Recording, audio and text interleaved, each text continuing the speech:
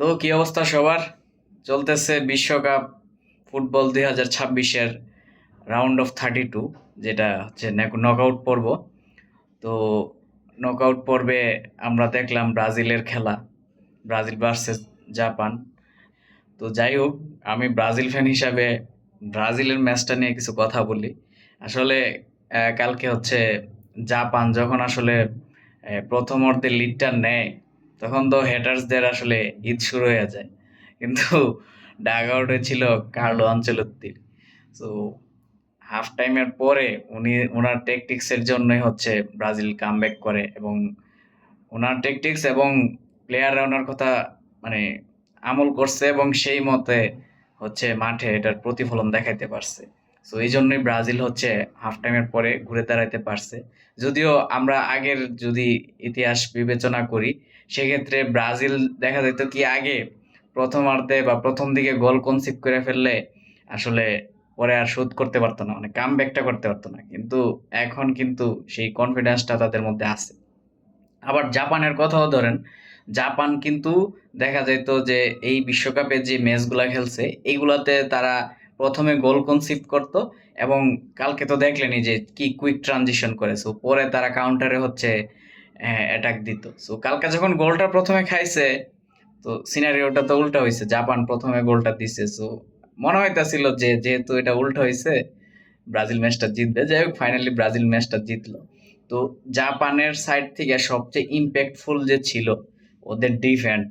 ওরা তো সবাই মিলে ডিফেন্ড করছে, মানে জাপান যে এতটা ডিফেন্সিভ ফুটবল খেলবে এটা আমি আসলে ভাবি নাই, কারণ তারা কিন্তু এই বিশ্বকাপে ভালো খেলতেছিল। তো তারপরেও তারা, ব্রাজিল বিগ টিম, এটা আপনি মানেন আর না মানেন, ব্রাজিল যাদের সাথে খেলে তাদের উপর একটা চাপ থাকে। তো কারণ ব্রাজিল হচ্ছে ফুটবল হচ্ছে ওদের ঐতিহ্য, ঠিক আছে, এদের রক্তে ফুটবল মিশা। সো যারাই ব্রাজিলের বিপক্ষে খেলবে তাদের একটা চাপ থাকে। এখন আরো ডাগ আউটে আছে কার্লো আনচেলত্তির মতো ডন, যে মাস্টার ক্লাস কোচ। তো যেটা আসলে বলতে চাইতেছিলাম, যে জাপানের যে গোলকিপার আমি দেখলাম, সে হচ্ছে কৃষ্ণাঙ্গ। মানে জাপানিরা কিন্তু এরকম কালো হয় না। তো পরে দেখলাম যে আসলে সে তো পিওর জাপানিজ না। মানে সে যে অমানবিক সেভ গুলা দিছে, আসলে মানে যারা খেলা দেখছেন বুঝবেন। আর জাপানের ডিফেন্ডারও যে ডিফেন্ড করছে, তো যেটা বলতেছিলাম, সে কিন্তু পিওর জাপানিজ না। তার মা হচ্ছে জাপানিজ, তার বাপ হচ্ছে ঘানার, তার জন্ম আমেরিকাতে। তো এরপরে হচ্ছে সে জাপানে মুভ করে ওখানেই বড় হয় এবং ফুটবলে খেলে। অনূর্ধ্ব 15, তো ভালো একটা মানে ফুটবলে সে উন্নতি করে এবং জাপানের জাতীয় দলে এখন পর্যন্ত খেলতেছে। তো মূলত জাপানিরা কিন্তু এত লম্বা হয় না। সে 6 ফুট 3 ইঞ্চি, জাপানের ইতিহাসে খুব সম্ভবত 6 ফুট 6 ইঞ্চির একজন গোলকিপার ছিলেন। তো এরপরে সেই হাইয়েস্ট আরেকজন মনে হয় এরকম ছিলেন। তো এই জন্য হাইটের দিক দিয়ে কিন্তু সে একটা অ্যাডভান্টেজ পাইছে। তো ভালো কিছু সেভ আমরা দেখতে পারছি, মানে মারাত্মক ডিফেন্ডিং করছে। তো ফাইনালি ব্রাজিল আসলে ম্যাচটা বের করে আনতে পারছে। তো এটাই হচ্ছে তাদের পাওয়া। এর পরের ম্যাচগুলো যদি নিয়ে কথা বলি, তো পরের ম্যাচগুলোতে কিন্তু আসলে চরম নাটকীয়তা হয়েছে। প্রত্যেকটা ম্যাচ টাই ব্রেকারে গেছে। প্রথমে আসি জার্মানি আর প্যারাগুয়ের ম্যাচ নিয়ে। তো জার্মানি আর প্যারাগুয়ের ম্যাচে কিন্তু প্যারাগুয়ের গোলকিপার অসাধারণ সেভ দিছে। তো ম্যাচটা টাই ব্রেকারে গিয়েছে, এবং সবাই জার্মানি ফেভারিট ছিল। সবাই ভাবছিল যে এবার হয়তো তারা ভালো কিছু করবে, কারণ তারা কিন্তু 4 বারের বিশ্ব চ্যাম্পিয়ন। কিন্তু সবাইকে হতাশ করে জার্মানি বিদায় নিল। প্যারাগুয়ের মতো টিম কিন্তু টিকে রইল। আবার ওইদিকে মরক্কো আর নেদারল্যান্ডের খেলা। নেদারল্যান্ড কিন্তু এবার সবচেয়ে হট ফেভারিট, মানে ওই যে গণিতবিদ বিশ্লেষকরা নেদারল্যান্ডে কিন্তু ওয়ার্ল্ড কাপ জিতাই দিছে অলরেডি। তো সেই নেদারল্যান্ড মরক্কোর কাছে হেরে, যদিও টাই ব্রেকারে হারছে, হেরে কিন্তু বিদায়টা নিছে।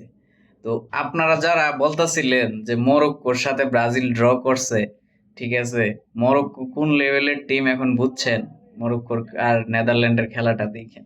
তো এই মরক্কোর সাথে ব্রাজিলও ড্র করছে, মানে কি, ব্রাজিলও তো ভালোই খেলছে।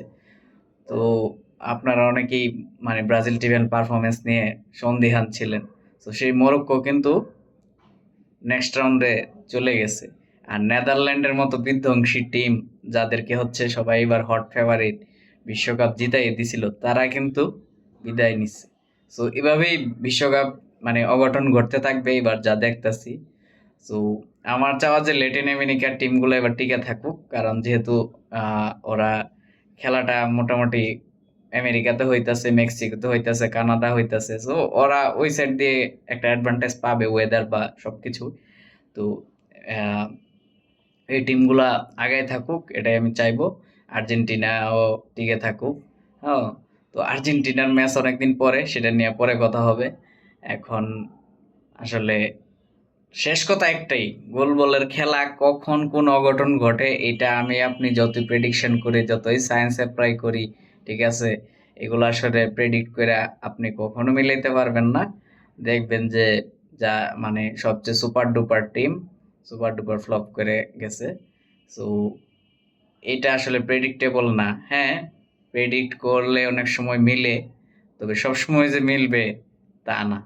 ঠিক আছে, যদি এরকম হইতো তাহলে আজকে নেদারল্যান্ড বিদায় নিত না, জার্মানি বিদায় নিত না।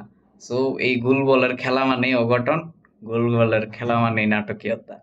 সো এগুলা যত বেশি ঘটবে, বিশ্বকাপটা তত বেশি জমজমাট হবে। মানে নকআউট পর্বের খেলা মানেই তো জমজমাট বিশ্বকাপ।